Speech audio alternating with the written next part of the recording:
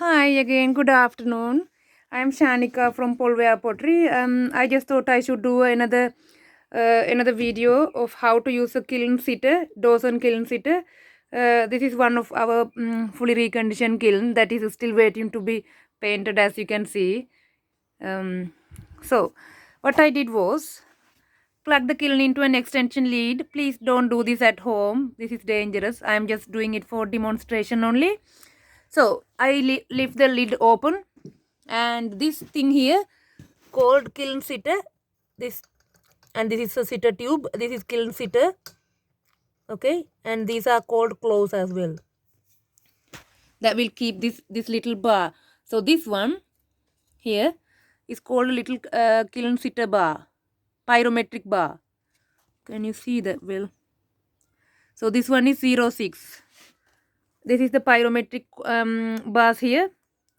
Once this goes to temperature, the 06 cones, here is the 06 cone is approximately 999 degrees Celsius. So once the kiln goes to that temperature, the kiln will switch off. So there is this one here called a kiln sitter. Okay, this one here called estimated firing timer, and this is a claw, and this is a catch. Once the kiln melts, the pyrometric cone melts, this will go down like that. This white thing called also a plunger will come off. Okay, so I will teach you what to do now. First of all, when you go like that, the little catch here. So I will lift that. You should be able to see when I am doing that, this little metal tube will lift. So what you need to do, you take this little bar, lift up that catch over there. I can't do it because of I am holding the phone as well with one hand and trying to do a few things at once. So what I will do it like that. Not easy. Right. Could I leave my phone like this? No.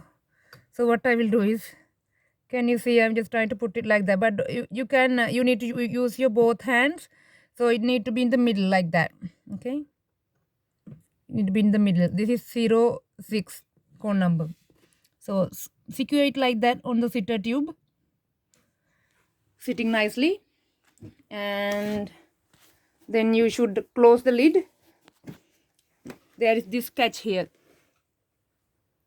There, this thing here is the catch. You need to lift that up. So what I will need to do is,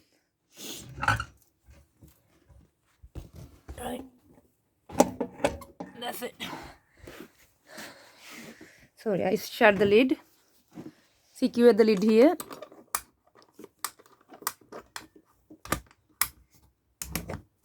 Tight. It's been plugged in already. I got very limited amount of space in here. So this one, as I said, this is called the kiln sitter. So once you put that sitter cone in here, this will no longer move too much like it used to. So what you need to do is, right, what you need to do is lift this up a little bit so that you can secure this latch. You see, you have to use your both hands, otherwise you will end up breaking the sitter. I mean, not the sitter, the little cone that you put in the sitter. So now what you need to do is increase the estimated firing temperature. I mean firing timer. So this knob should be in 0 position, off position. So usually you should put about 10 to 12 hours. So I will put about 12 hours, in fact 12 hours for estimated firing time. This is another safety thing really. In case this sitter fails, this will switch the kiln off within 12 hours of it's been firing. So as hours goes, this will come down and down and down, and finally it will switch off. It will not overfire and make a fire in your house. So in case this fails, this will make it safe. Okay, So what you need to do, and there is this thing here, this knob called the energy regulator. This knob, when it is in idle position, need to be switched off to zero position. So what I am going to do is now, because I am going to switch the kiln on, I'm going to have to put it turn into on position. You will hear that noise. Okay, so to switch the kiln on, what you need to do is you press that plunger and you will hear like a bee buzzing noise. Okay, humming noise. I presume you can hear that now. So it's on at the moment, but there is no energy, electricity is being received by the elements yet, because it's just on. So to increase the amount of energy received by the elements, or in other words, ramping, you need to ramp it manually. This kiln, this is called a kiln seater. Okay, this kiln need to be ramped manually every hour. First hour you start the kiln with just number 1, and then it will start proper humming. Now the contactor is on. So it's on 1 position now. That means I am giving 100 degrees per hour. Okay, and then for example, let's see that the time is 10 o'clock now. So you started the kiln 10 o'clock. In an hour time, which means you come 11 o'clock, and you increase the timer knob, I mean energy regulator, to number 2. Okay, in 3rd hour, which means 12 o'clock, you will come and you will have to increase it to number 3 now. This line here need to match to the number. Okay, and on the 4th hour, which will be 1 o'clock, you will have to come and do it again, increase it to number 4. And the 5th hour, you will come, which is 2 o'clock, and you will increase it to full. And that's it. You don't have to yank it, because it's turned to full now. Be very gentle. It turned into full now. So once it has been turned into full, you can leave it. You can leave it, but don't go anywhere. You still have to be at home. You can do any other thing, but you can leave the kiln now. That all those things meant like a babysit in the kiln, you know. That's why it's called a kiln sitter. So now the kiln is on full power. It will work now until it switches off the cone. Until the cone melts, it will keep going. So now when you put that kiln into the full power, you can come and put the vent plugs here.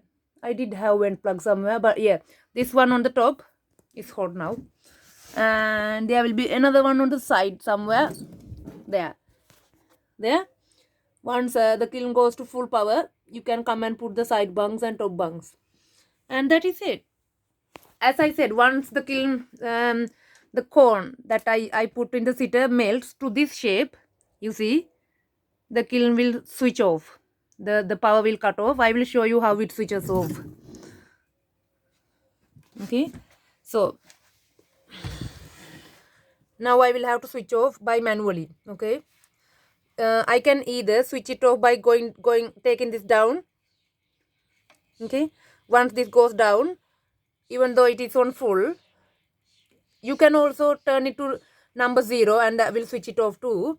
But if you want to switch it off, you just take it down like that.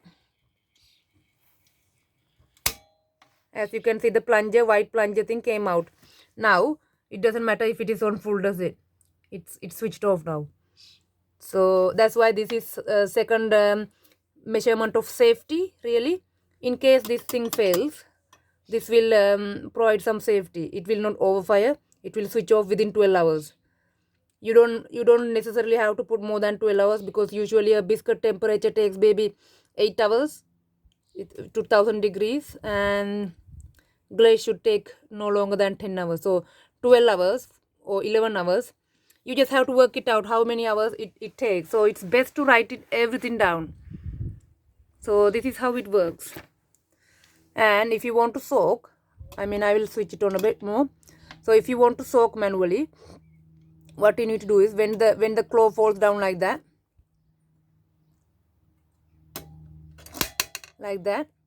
it will fall down, and that's how it switches off. Okay, right, I secured it again, switch it on. once it falls down, you just have to put it back again, but it will not stay for longer. Just have to keep it like that very slowly, and then it will soak for however many minutes you want. You can soak it manually, this kiln, but you have to watch. You have to have a stopwatcher, and then you can soak the kiln manually. That's for glazing. Okay, hopefully you understood it. If you didn't, let me know. I will help. Thank you very much. Bye bye.